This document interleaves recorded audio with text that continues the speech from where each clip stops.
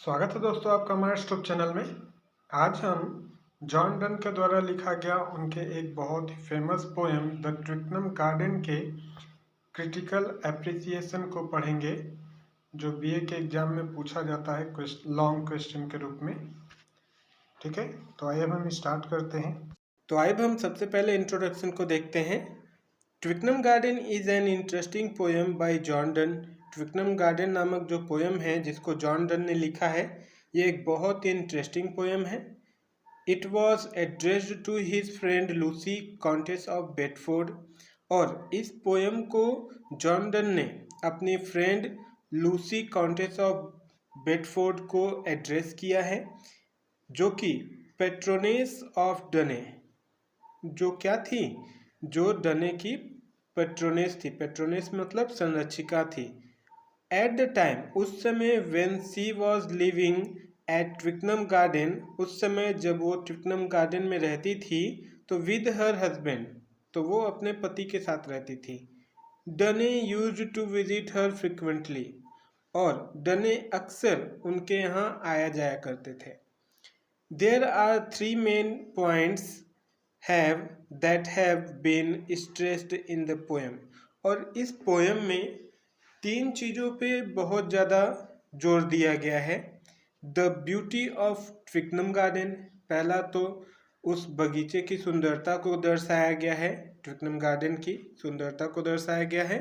दूसरा, love, John Donne के प्रेम को दर्शाया गया है। एंड वुमेन्स नेचर, और स्त्रियों के चरित्र या स्वभाव को दर्शाया गया है। ठीक है, तो इसमें दूसरा हेडिंग है हमारा नेचर सिमलीज। ठीक है, तो देखते हैं। The beauty of nature has soothing effect. प्रकृति की जो सुंदरता है वो बहुत ज़्यादा प्रभाव डालती है।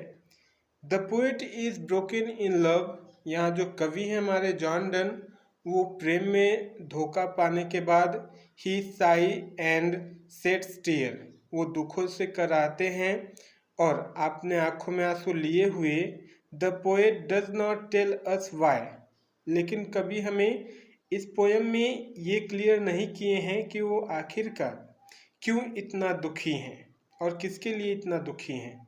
He is blasted with Sai, दुखों से कराते हुए, एंड ओवरफ्लोडेड विथ टीयर्स, और आंखों में आंसू लिए हुए वो बगीचे में आते हैं।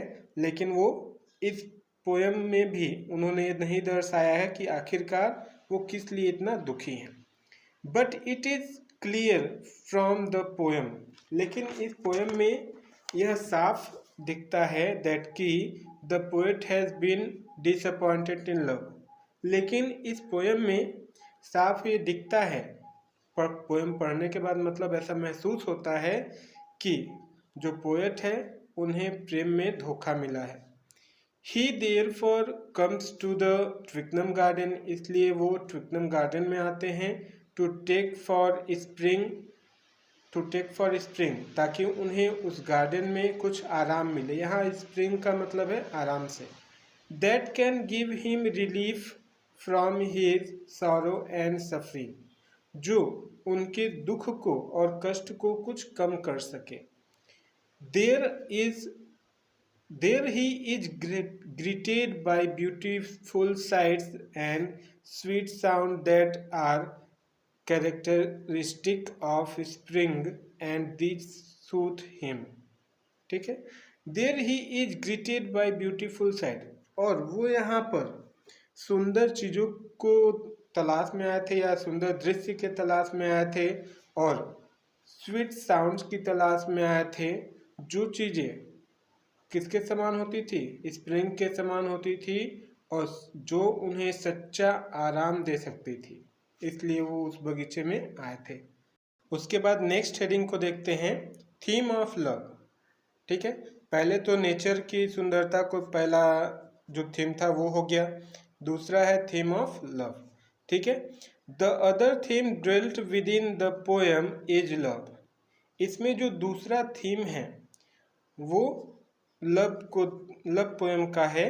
Love is greatly considered a great blessing and it has been highly appreciated by poet and lovers. ठीक है, लव इज जनरली, यहाँ पर प्रेम को सामान्य रूप से कंसीडर माना जाता है अ ग्रेट ब्लेसिंग, एक बहुत बड़ा वरदान माना जाता है। And it has been highly appreciated, और इसकी प्रशंसा बहुत की जाती है कवियों के द्वारा और प्रेमियों के द्वारा, poets and lover. But डने is more realistic in his dealing with love, लेकिन जिस तरीके से जॉन डन प्रेम को व्यक्त करते हैं उससे बहुत ही ज़्यादा रियलिस्टिक लगता है, वास्तविक लगता है। According to him love is a destroyer, John Donne के हिसाब से प्रेम जो है इंसान को बर्बाद करता है। A serpent in paradise that spoils the beauty of Eden, जो प्रेम होता है वह, जॉन डन के अकॉर्डिंग जो प्रेम होता है वह एक स्वर्ग में सांप की तरह होता है। सरपेंट मीन सांप, पैराडाइज मीन स्वर्ग, ठीक है। जो ब्यूटी ऑफ ईडन, जो ईडन गार्डन की सुंदरता को खराब कर देता है। कहने का मतलब जॉन डन यहाँ पर प्रेम को किससे तुलना करते हैं? ईडन गार्डन के सरपेंट से, जो कि ईडन गार्डन को बर्बाद कर देता है। Love disturbs the peace of mind, प्रेम मन की शांति को भंग करता है। A man in love does not find joy in anything, मनुष्य, अ मैन इन लव, जो मनुष्य प्रेम में होते हैं वह किसी भी चीज का आनंद नहीं ले पाते। He is generally sad and dejected, वह हमेशा दुखी होते हैं। ही always think of his beloved, क्योंकि वो हमेशा अपनी प्रेमिका के बारे में सोचते रहते हैं।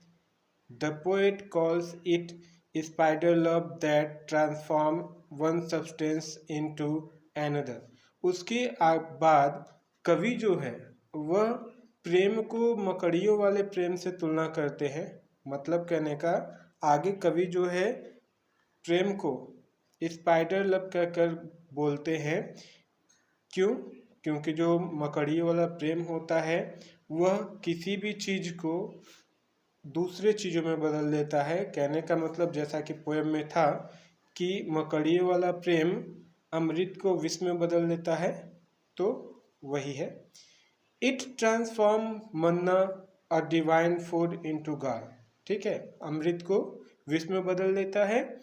The poet has given a true picture of a lovers inner condition, यहाँ पर जो कवि है वह उन सच्चे प्रेमियों के इनर, आंतरिक कंडीशन को व्यक्त करते हैं।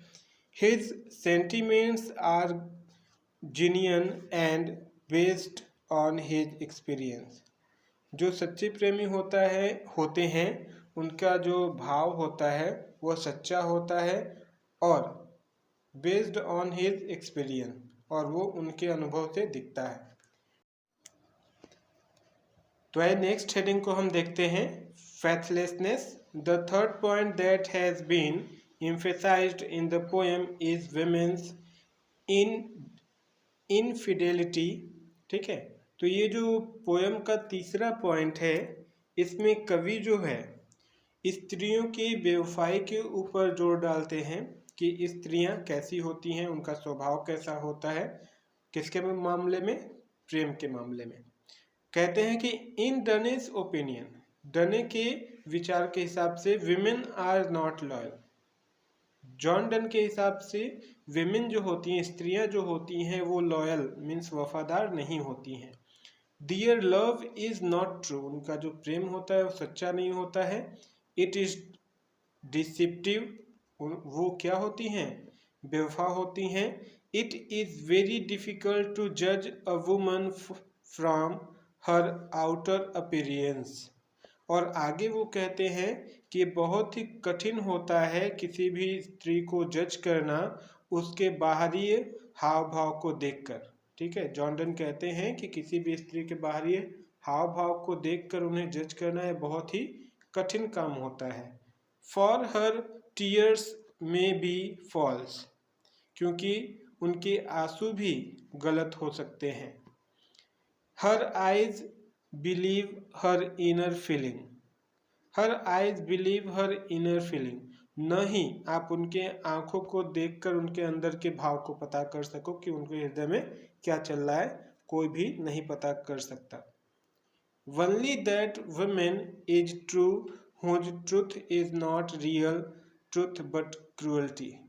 और स्त्रियों की केवल यही सच्चाई है कि उनकी कोई सच्चाई नहीं होती, वह केवल निर्दयी है, केवल इसके कि वो निर्दयी है। कहने का मतलब स्त्रियों की यही केवल सच्चाई है कि वो सत्य नहीं होती, केवल इसके अलावा कि वो निर्दयी, मतलब कहने का कि उनका यही सत्य है कि वो निर्दयी होती हैं और कोई सत्य नहीं होता उनके जीवन में। ठीक है, आगे है like most of Donne's poem this poem also has farfetched images. जिस तरीके से डने के और सब पोएम है उसी तरीके से ये भी पोएम जो है इसमें भी विभिन्न प्रकार की चीज़ों का वर्णन किया गया है, जैसे कि स्पाइडर लब से तुलना किया गया है, serpent in the form of enemy, जैसे सांप का तुलना, सांप कहा गया है शत्रु को, his desire to be a mandrake, और मेंडार्क का जिक्र किया गया है, और अ स्टोन फॉर्मेंटेन, और स्टोन फाउंटेन, और स्टोन फाउंटेन का भी जिक्र किया गया है, his tear as love wine, और उनके टीयर को लव वाइन का भी कहा गया है, and a criteria of judging a women's love are peculiar to Donne. ठीक है, तो इस तरीके से डने ने कुछ महत्वपूर्ण चीज़ों का जिक्र किया है इस पोएम में। यहाँ पर हमारा ट्विक्नम गार्डन का क्रिटिकल एप्रिसिएशन क्वेश्चन 1 खत्म होता है। Okay bye.